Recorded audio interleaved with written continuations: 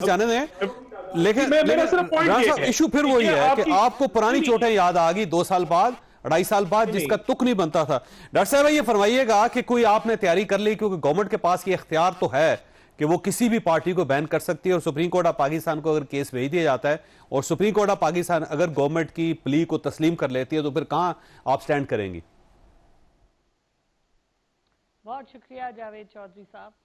بات یہ ہے کہ یہ اتنے بوکھلائے ہوئے ہیں، اتنی بدحواسی کے حال میں ہیں، ان کو سمجھ نہیں آ رہا کیا کریں، اور یہ ان کا تماشا دیکھ دیکھ کے انسان بس توبہ ہی کر سکتا ہے، کیونکہ ان کی ہوس جو ہے، ان کی دولت کی ہوس، ان کی اقتدار کی ہوس اتنی زیادہ ہے کہ وہ سورہ بقرہ کی آیت ہے نا کہ سمن بکمن فہم لا یرجعون، ان کو نہ دکھائی دیتا ہے نہ سنائی دیتا ہے، ان کے گلے پہ مہریں لگ چکی ہیں۔ ان کو کیوں نہیں سمجھ آتی؟ پاکستان کا آئین موجود ہے، آئین اور قانون کے مطابق جو فیصلے آئے ہیں ان کو یہ چلنے نہیں دیتے، نہ یہ آئین کی عزت کرتے ہیں نہ یہ قانون کی عزت کرتے ہیں۔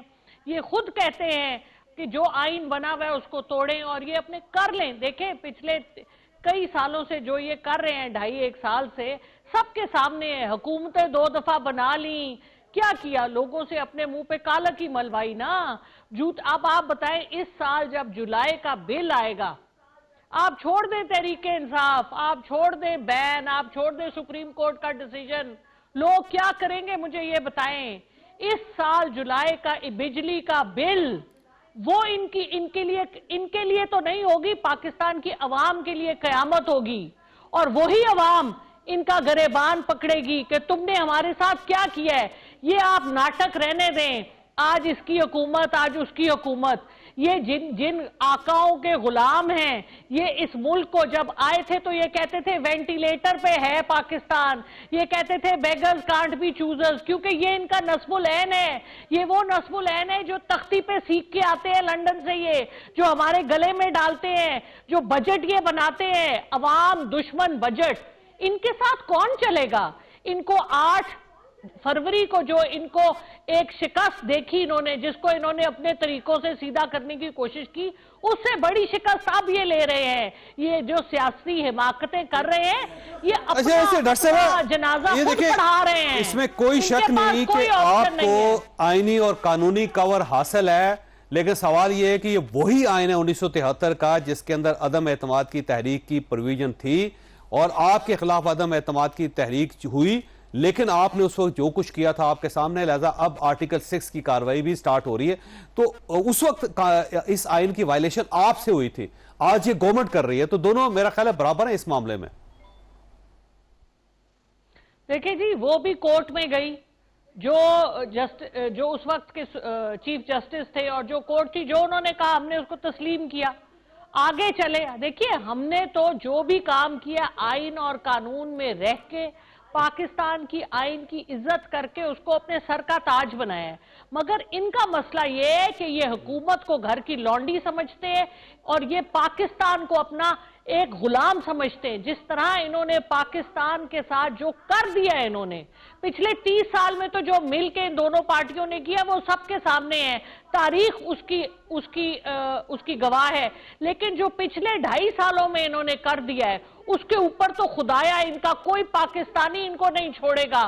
ہم ان کے ساتھ وہ غنڈہ گردی نہیں کریں گے جو یہ کرتے ہیں، جو ان کا شیوا ہے، لیکن ہمارے دلوں میں اور ہماری تاریخ اس بات کی گواہ ہے کہ یہ سب کٹہرے میں ہیں، اور یہ سب اس جرم کی پاداش میں ساری زندگی لگے رہے۔ ان سے یہ کالک نہیں مٹے گی، یہ خون جو پاکستانی عوام کا، ان کے ہر ایک ممبر، ہر ایک منسٹر، معذرت کے ساتھ میں سب کی عزت کرتی ہوں، لیکن جو جھوٹ انہوں نے ہمارے اور جو اخلاقیات انہوں نے تباہ کی ہیں، جو پاکستان کی عوام کے انہوں نے دھجیاں نچوڑی ہیں، جو ان کا خون چوس رہے ہیں، یہ اس کا حساب ان کو دینا پڑے گا، اور اللہ تعالیٰ کا قانون ہے۔ رانا صاحب مسئلہ یہ ہے، رانا صاحب کے پاس جانا تھا، ڈاکٹر صاحب آؤں گا میں واپس آپ کی طرف، ڈاکٹر صاحب آپ کی طرف آؤں گا۔ رانا صاحب یہ فرمائیے گا سر، یہ جو کچھ آپ کر رہے ہیں، کل کو اگر آپ کے گلے پڑ گیا اور آپ کو بھی اسی پروسیس سے گزرنا پڑا تو کہاں پہ آپ سٹینڈ کریں گے؟ کل کسی اور کی گورنمنٹ پہ آئے گی، آپ ایک ایسا پریسیڈنٹ بنا رہے ہیں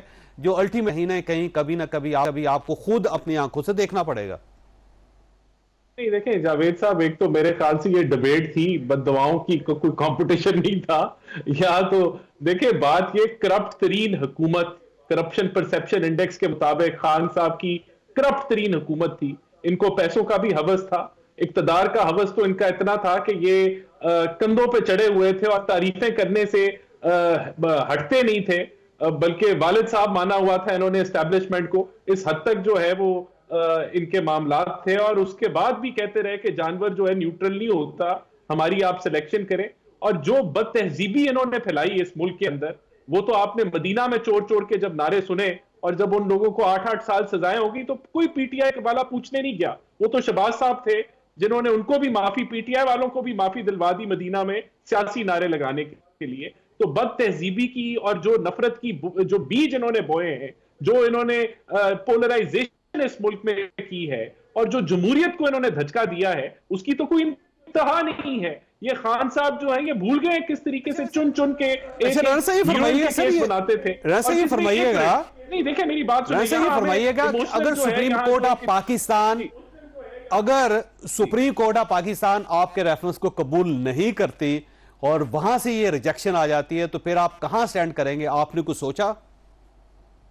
دیکھیں بالکل یہ حکومت نے سوچ سمجھ کے ایویڈنس کے اوپر جو ہے یہ معاملات آگے کرنے ہیں، اور اگر سپریم کورٹ ایسا فیصلہ کرتی ہے پھر یہ معاملات آگے نہیں چلیں گے. تو یہی ہم کہہ رہے ہیں کہ یہ آئین قانون. جی اچھا، دوسرا یہ فرمائیے کہ سر تمام سٹیک ہولڈرز جس میں ظاہر اسٹیبلشمنٹ بھی شامل ہے اور آپ کے سیاسی اتحادی بھی شامل ہے، کیا اس وقت آپ کے ساتھ ایک پیج پہ ہیں؟ ڈاکٹر صاحب آپ کو میری آواز آ رہی؟ ڈاکٹر زرکا صاحبہ کی طرف جائیں گے. ڈاکٹر صاحبہ یہ فرمائیے گا کہ اگر پابندی لگ جاتی ہے پارٹی پہ تو پھر آپ کا لاہ عمل کیا ہوگا؟ کوئی آپ نے سوچا پارٹی نے؟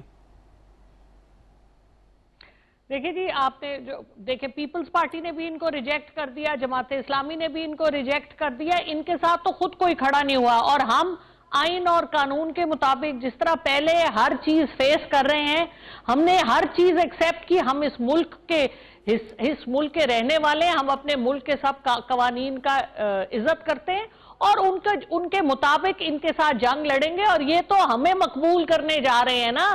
ان کی یہ جتنی زیادتیاں ہیں یہ ساری انہی کے اوپر مشکل، جو کسی کے لیے گڑا کھوتا ہے اس میں خود گرتا ہے.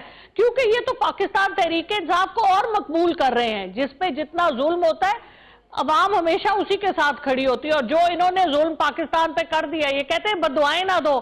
ارے بھائی 25 کروڑ عوام کی بد دعائیں کون روک سکتا ہے؟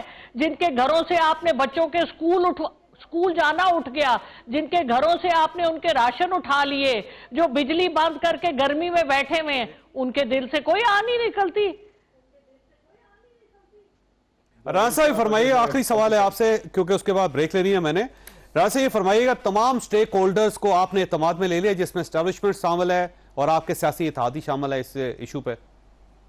دیکھیں بالکل کہ میں نے کہا آئے بگائے اس پہ بات چیت ہوتی رہی ہے. آگے آنے والے دنوں میں اس میں ہم سارے جو ہمارے کولیشن پارٹنرز ہیں ان کو ڈیٹیل میں بھی بریف کریں گے.